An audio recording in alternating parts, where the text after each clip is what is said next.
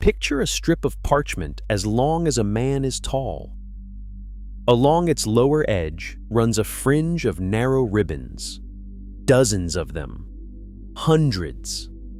And from each ribbon hangs a disc of wax, pressed while it was still soft, with the personal seal of a Scottish lord. A lion, a hunting horn, a fox's head bared in profile. Each disc is a signature from a world that could barely write its own name, but could stamp its identity into beeswax and hold it up to the light. 35 of these skins survive today, kept in climate-controlled storage at the National Archives at Kew, just west of London. Together, they are called the Ragman Roll. And in the late summer of 1296, they recorded the moment Scotland knelt. Edward I had smashed the Scots at the Battle of Dunbar that April. He had carried the Stone of Destiny out of Scone Abbey and sent it south to Westminster. And at Berwick-upon-Tweed, on the 28th of August, he summoned the men who mattered, roughly 1,500 of them, and made them seal their homage and fealty to the English crown. Comyn, Stewart, Fraser, Douglas, Moray, Keith, Sinclair, Buchanan, the great families of Scotland, one after another, bowing in wax. So here's the question that pulled you to this screen. The one name every Scot expects to find on the roll of Scotland's surrender. Is it there at all? Because the truth about William Wallace and the Ragman Roll is not the truth you were taught. The truth about Robert the Bruce is stranger still. And thanks to a modern project called the Community of the Realm in Scotland, and the patient study of every seal on that parchment, you can now do something no descendant could do a generation ago. You can find your own family inside the surrender and place them almost exactly where they knelt. Before we go on, if you would like to discover everything about your own surname, this one is for you.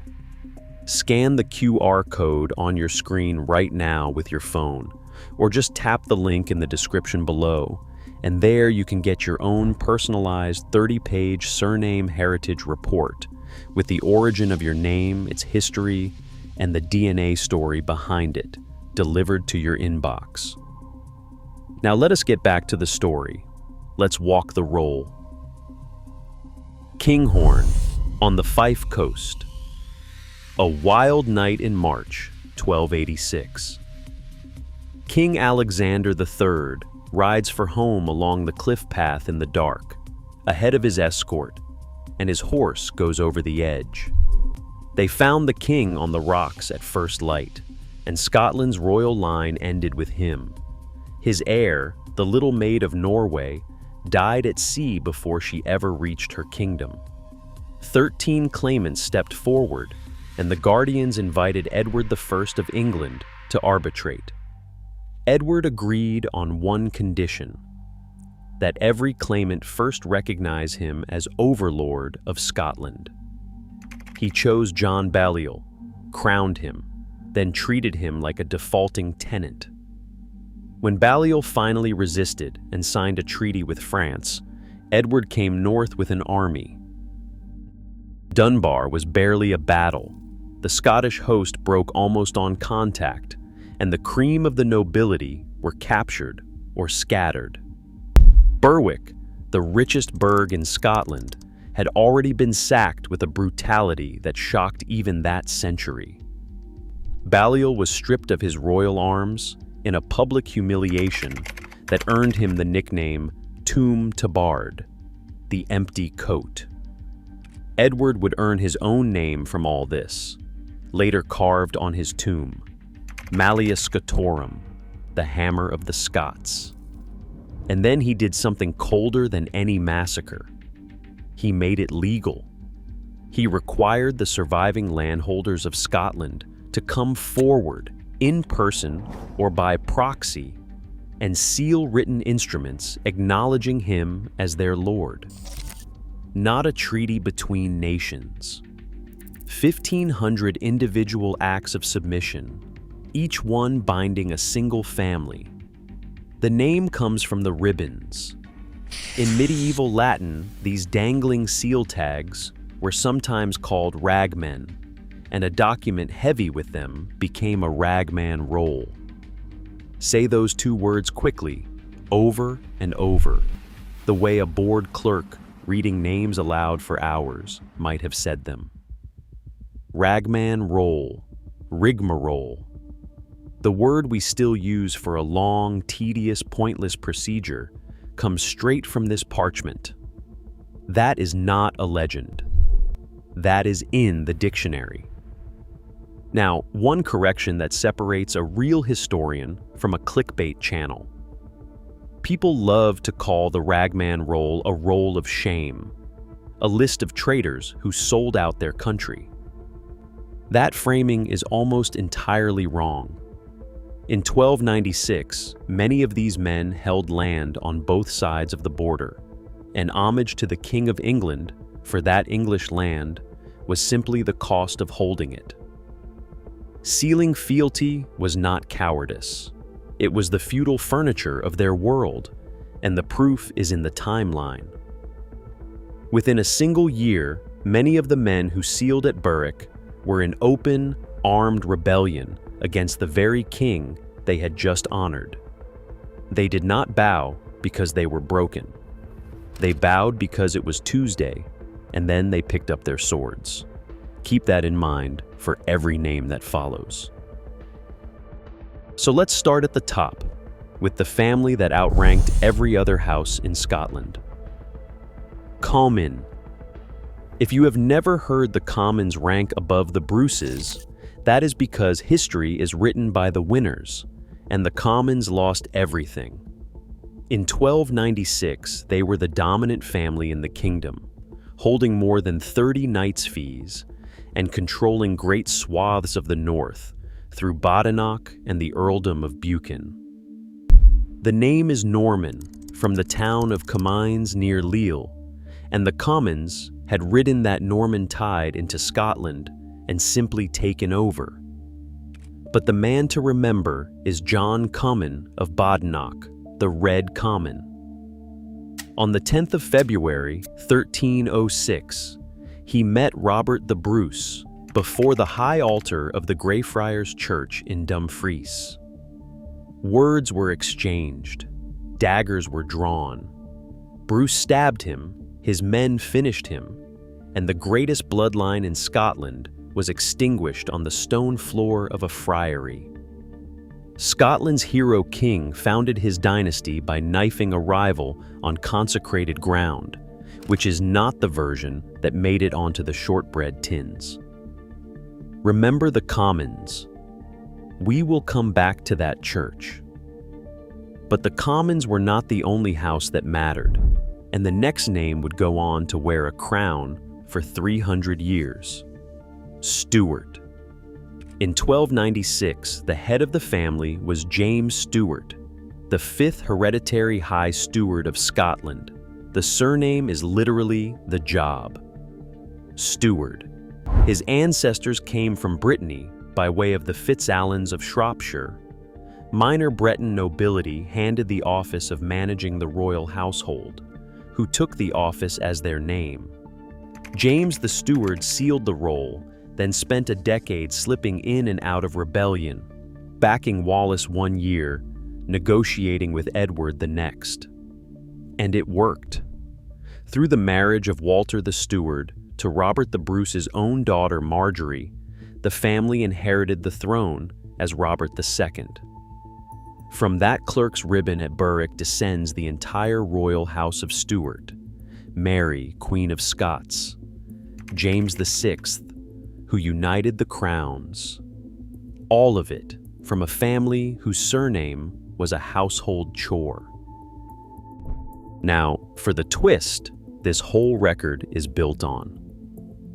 Because if the Stewarts are the family that rose, The Bruces are the family everyone gets wrong. The version in school books and every film about the Wars of Independence is simple. Robert the Bruce, the future hero king of Bannockburn, humbled himself, put his seal to the Ragman Roll with everyone else, and later rose in shame to redeem his country. Set that aside, because the reality is sharper. In 1296, the Bruces were not defeated Scots at all. Robert Bruce, the Lord of Annandale, and his son, the Earl of Carrick, rode north with Edward's invading army. They were on the English side. The Bruces, Balliols, and Comyns had been bitter rivals for the throne, and with Balliol crowned, the Bruces would rather serve Edward than kneel to their enemy. When Berwick fell, they were not among the surrendering. They were among the victorious. Now, does a Robert Bruce appear anywhere in the Ragman documents? The honest answer is that the record here is tangled, and I am not going to tell you cleanly that the future king signed the roll, because the sources do not let me. The Bruce name here is knotted up with legend, with later propaganda, and with the fact that more than one Robert Bruce was alive in 1296. What we can say plainly is this: the Bruces of that generation were not the beaten men of the story. They were Edward's allies, who later switched sides when it suited them. The signature is a legend. The alliance with Edward is a fact. If your surname is Bruce, or Comyn, or Stewart, you have watched the top of the roll. But the middle is where your family probably lives, and the next several names share a strange pattern. They bowed in 1296, then became the backbone of the war against the very king they bowed to. Every one would fight under a commander whose name appears nowhere on this parchment. Keep account of the seals as we walk. The gap in the record is the whole point, and we are getting closer to it. Fraser. The name is Norman from de Frisel, and by folk tradition it plays on the French word for strawberry, fraise, which is why strawberry flowers bloom on the Fraser arms to this day. The Frasers gave Edward what he asked for at Berwick. But Sir Simon Fraser did not stay bowed for long. He joined the resistance, fought alongside William Wallace, and beat an English force at Roslin in 1303. When he was captured, Edward made an example of him. In September 1306, he was dragged through London, hanged, and beheaded, his head set on London Bridge near the spot where Wallace's head had been spiked the year before. A man who sealed submission in 1296 and died for Scotland 10 years later. That is the Ragman Roll in a single life. Moray, sometimes written Murray, from the Latin de Moravia.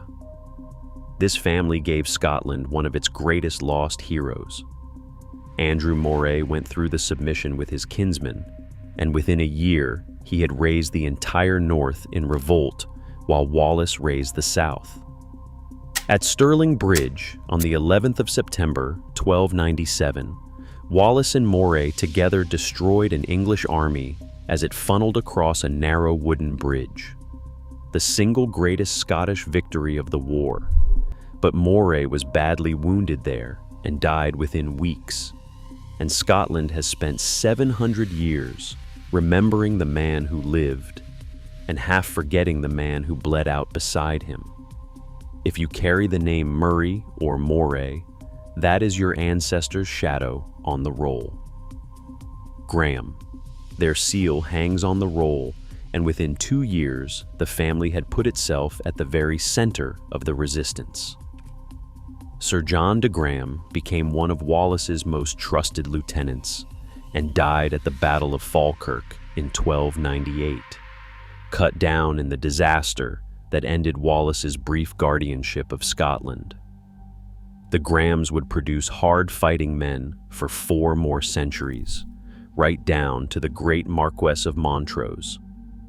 But it starts here on a ribbon at Berwick. Douglas. Watch this one because it produces a legend. The man on the roll is Sir William Douglas, called Le Hardy, the Bold, a rough, violent man who had once abducted his own wife.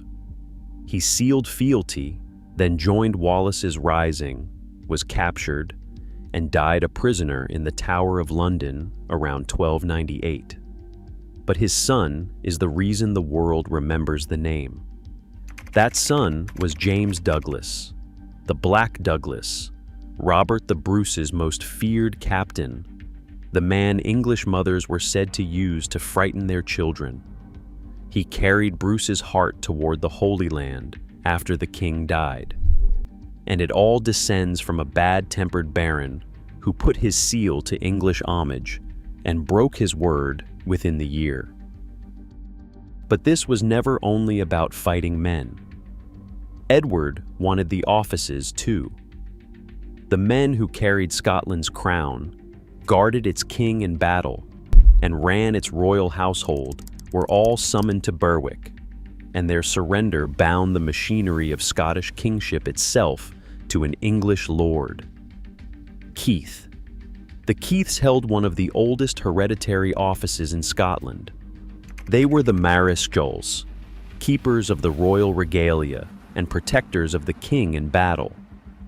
Sir Robert Keith sealed the roll, then commanded the Scottish cavalry at Bannockburn in 1314, where his light horsemen shattered the English archers. The office was so central that the family took Mareschal as a title, the Earls Mareschal, keepers of the honors of Scotland into the 18th century. A family that in 1296 sealed away Scotland's independence lived to guard its very crown. Hay. The Hays were the hereditary constables of Scotland, seated at Errol in the Carse of Gowrie. The name is Norman de la Haye. As constable, the head of the family commanded the royal household in war and stood at the king's right hand. Their own legend claims the Hays began as farmers who grabbed the yokes off their plow oxen and turned a Danish rout into a Scottish victory, almost certainly a later invention, but it tells you how a family liked to explain its rise. Their seal went on to the roll, and the line became the Earls of Errol, held to this day. Pay attention to this next pattern, because it explains something about the whole document. Watch how many of these families walk away from 1296 with more than they started with. Lindsay. Territorial and Anglo-Norman, from Delimesay, and already a substantial force across Angus and the Lothians. Sir Alexander Lindsay put his seal to the submission, and was in arms against Edward soon enough to end up in an English prison, which by now should sound familiar. His descendants became the Earls of Crawford, a line that produced Earl Beardy, remembered in Angus folklore as a man who supposedly played cards with the devil at Glamis. Warriors and poets in almost equal measure, and the earldom endures. Seaton, a name from East Lothian, and a family that submitted at Berwick only to become some of the most stubbornly loyal Bruce men in the kingdom. Sir Alexander Seaton stood with Bruce through the darkest years, and family tradition places a Seaton at his side the night before Bannockburn, urging him to fight. Loyalty forged after the surrender, not before it. Sinclair, spelled in the old records as St. Clair, from the Norman town of that name. The Sinclairs submitted with the rest of the Lothian gentry, but this family carried a peculiar destiny north. becoming the Earls of Caithness and Lords of Rosslyn. Generations later, a William Sinclair would raise the extraordinary carved chapel at Rosslyn, just south of Edinburgh, whose stone foliage and strange symbols still draw pilgrims and conspiracy theorists from around the world. It begins with a seal on the Ragman Roll. Menzies, and here you need me, because almost no one outside Scotland says this name right. It is spelled Menzies, but it is spoken Ming-is. The letter that looks like a Z is actually an old Scots character called the Yogh, and the family is Perthshire to its bones, holding lands around Weem and Aberfeldy. Their submission sits on the roll, and if you descend from them and have been pronouncing it Menzies your whole life, you now know better than most of your cousins. If you have followed the roll this far, you are not a casual viewer. You are the kind of person who wants to place their own family inside this record, not just enjoy the story. Subscribe to Anglo Origins, because tracing surnames back to the oldest documents that carry them is exactly what this channel does, week after week.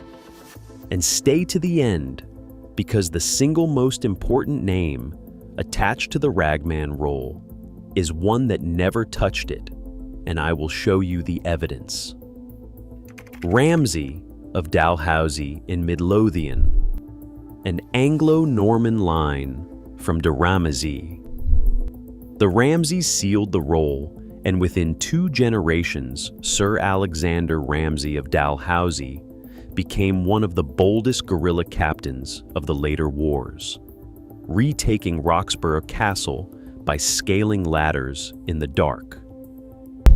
Montgomery, a Norman name from Saint Foy de Montgomery, the same route that gave a certain field marshal his name 6 centuries later. Their seal went on to the parchment at Berwick, and the Montgomerys became the Earls of Eglinton in Ayrshire. A Montgomery famously captured the English hero Hotspur at Otterburn in 1388, ransoming him to build Polnoon Castle. Sutherland. Travel to the very top of the map, north above Inverness, and you find the Sutherlands, magnates of a land so remote, the Norse called it the Southland, Sutherland, because to a Viking in Orkney it lay to the south. The earls descended from the same Flemish stock, the de Moravia line, that produced Andrew Moray. Even they were pulled in, which tells you how far Edward's web of homage actually reached. Campbell. And here I owe you honesty, because this is one of the names where I have to slow down. The Campbells would become Titans, the family of the Dukes of Argyll, the ruling power of the Western Highlands for 500 years. Their name is Gaelic, from Cam Buell, the crooked mouth, and their great early ancestor was Caelian Mór, Great Colin, from whom the chiefs still take the Gaelic style, Macaeline Mór. The problem is that Caelian Mór appears to have been killed around 1296 itself, in a feud in Argyll, which makes his personal presence at Berwick genuinely uncertain. So I will not hand you a clean Campbell signatory the way some channels would. A Campbell interest sits in this record, but the exact man is not something the sources let me pin down. I would rather tell you that than sell you a myth. Buchanan. This one gives us an actual object. On the roll appears a man recorded as Malcolm de Buchanan, from the lands of Buchanan on the eastern shore of Loch Lomond. The name is Gaelic, both Canaan, the house of the cannon. And attached to his submission is a seal bearing a fox's head, the earliest recorded example of the Buchanan arms anywhere in existence. If you are a Buchanan, your family's heraldry does not begin in some later grant. It begins on the day your ancestor pressed a fox into wax to acknowledge an English king, and the wax is still there. And one more, a smaller name, because the small names matter just as much to the people who carry them. Rayte. In the record stands Andrew de Rayte of Nairnshire in the northeast, near the old castle of Rayte outside Nairn. No earldom, no dynasty, no statue anywhere in Scotland. He was a local laird who came forward or sent his proxy and sealed his fealty like his greater neighbors, and that is exactly why he belongs here. Because the Ragman Roll is not only a monument of earls, it is a census of the ordinary landed families of Scotland, the Raytes and the lairds like them, and one of them may be the reason you exist. So we have walked the great houses and the small ones, Comyn, Stewart, the Bruce Alliance, Fraser, Moray, Graham, Douglas, Keith, Hay, Lindsay, Seaton, Sinclair, Menzies, Ramsay, Montgomery, Sutherland, Campbell, Buchanan, Rayte. 1,500 seals hanging on their ribbons at Kew. And now the silence. Because there is one name that every single person watching this expected to hear, and I have not said it once as a sealer. Wallace. William Wallace is not on the Ragman Roll. He never sealed it. And that absence is the single most important fact about this entire document. The reason is almost embarrassingly simple. In 1296, William Wallace was nobody.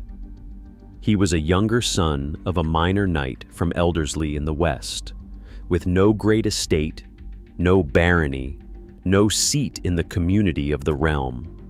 Edward did not summon him to Berwick because there was no reason to. You do not demand homage from a landless young man of no account. The men called to seal held Scotland's soil, and Wallace held none. He stepped into recorded history the following year, in May 1297, when he killed the English sheriff of Lanark, William Heselrigg, and lit the fuse of the rising that led to Stirling Bridge. The most famous Scot of the age enters the story 1 year after the roll, and from below it, from outside the entire class, the document was built to bind. Sit with what that means. The Ragman Roll is sold as the record of who submitted, but its deepest evidence is about who did not and could not, because he did not yet exist as a person the English state could even see. The roll does not shame Wallace. It proves his origin. The man who became the soul of Scottish resistance rose not from the nobility who bowed, but from the men beneath them who were never asked to. The power of this parchment is not a signature you can find. It is a signature you cannot, and the reason why. That is the point the top videos on this subject miss entirely. They hunt the roll for famous names. The real historian reads it for the shape of a whole society, and for the space where the legend should be and isn't. Which brings us, at last, to what a modern person can do with these 35 skins.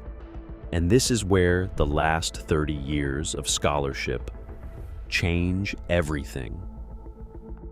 For centuries, the Ragman Roll was just a long list in old antiquarian volumes, a wall of Latin names most people could not use. Then researchers went back to the seals themselves. In the Proceedings of the Society of Antiquaries of Scotland, volume 129, published in 1999, the scholar Bruce McAndrew produced a detailed sigillography of the Ragman Roll, a study of every surviving seal, its heraldry, and its owner. Not the names alone, the wax. And more recently, the Arts and Humanities Research Council funded a project called the Community of the Realm in Scotland, covering 1249 to 1424, mapping the political society of exactly this period as a connected web of people, lands, and loyalties. Put those two efforts together and something new becomes possible. The 1500 sealers stop being a list and become a network.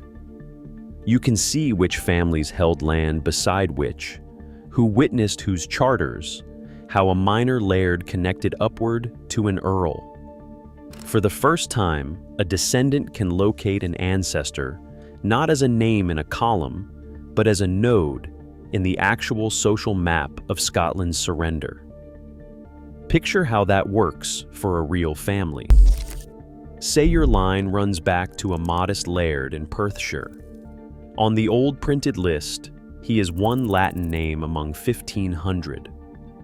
On the network, he becomes something else. You can see that his lands bordered a Menzies holding, that his seal used a simpler version of a greater neighbor's arms, and that his fealty flowed upward through a Stewart connection to the High Steward himself. Suddenly, a nobody has a place, a set of neighbors, and a line of loyalty you can trace with your finger. And the sigillography matters most here, because the seals catch forgeries and proxies the text alone hides. When one man's seal was borrowed to submit for another, the wax remembers what the handwriting conceals.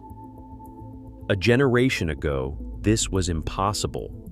Now it is patient, documented work anyone with the surname and the will can begin.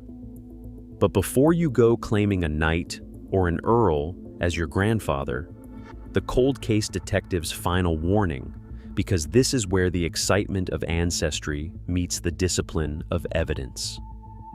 A shared surname is not proof of descent. It never has been. When you find a Fraser or a Keith or a Buchanan on the Ragman Roll, you have found a name, not a bloodline. Surnames in Scotland spread far beyond a single family. Tenants took the name of the laird whose land they farmed. Followers adopted a chief's name for protection. Names were granted, borrowed, and reinvented across 700 years. The foxhead seal of Malcolm de Buchanan tells you the arms of the Buchanan chief. It does not tell you that every Buchanan alive today carries his blood. This is exactly where genetics enters, and where the honest limits sit. A documented paper trail, charter by charter, is what actually connects a living person to a medieval sealer.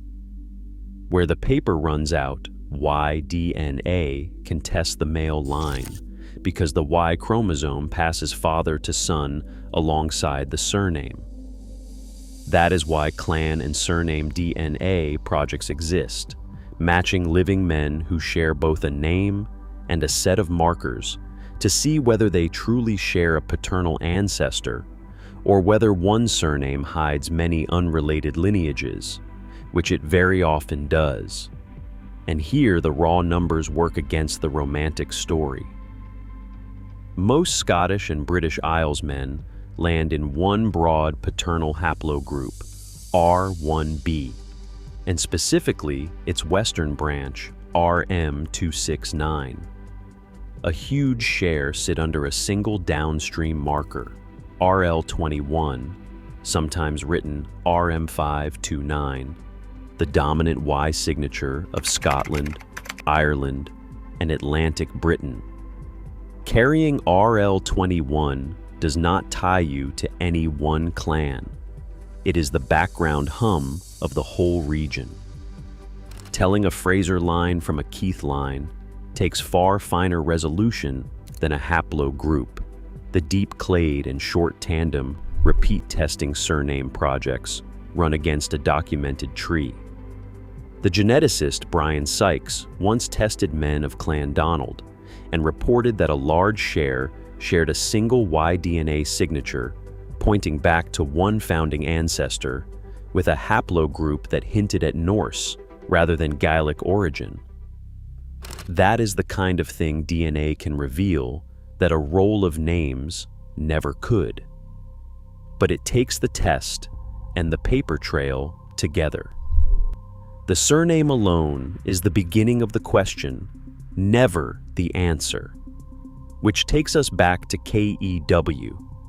Back to that strip of parchment, as long as a man is tall, with its fringe of ribbons and its hundreds of discs of hardened wax. For 7 centuries, people have read the Ragman Roll as the roll of Scotland's shame. But look at it again now. It is not a roll of cowards. It is a roll of a society caught in a single moment, most of whom would be in arms again within a year. It is the birth certificate of the House of Stewart and the death warrant, in advance, of the House of Comyn. It is the earliest coat of arms the Buchanans ever owned. And its greatest truth is a silence, the missing name of a landless young man from Elderslie, who was too far beneath these lords to be summoned, and who would eclipse every one of them. If your surname was on this roll, your family did not disgrace itself. It survived. And whether the blood truly ran down to you is a question the wax cannot answer, but the records at Scotland's People and Family Search and a careful Y-DNA test just might. Find the name, then earn the line. I am Anglo Origins. Bring your surname to the next one, and we will go looking together.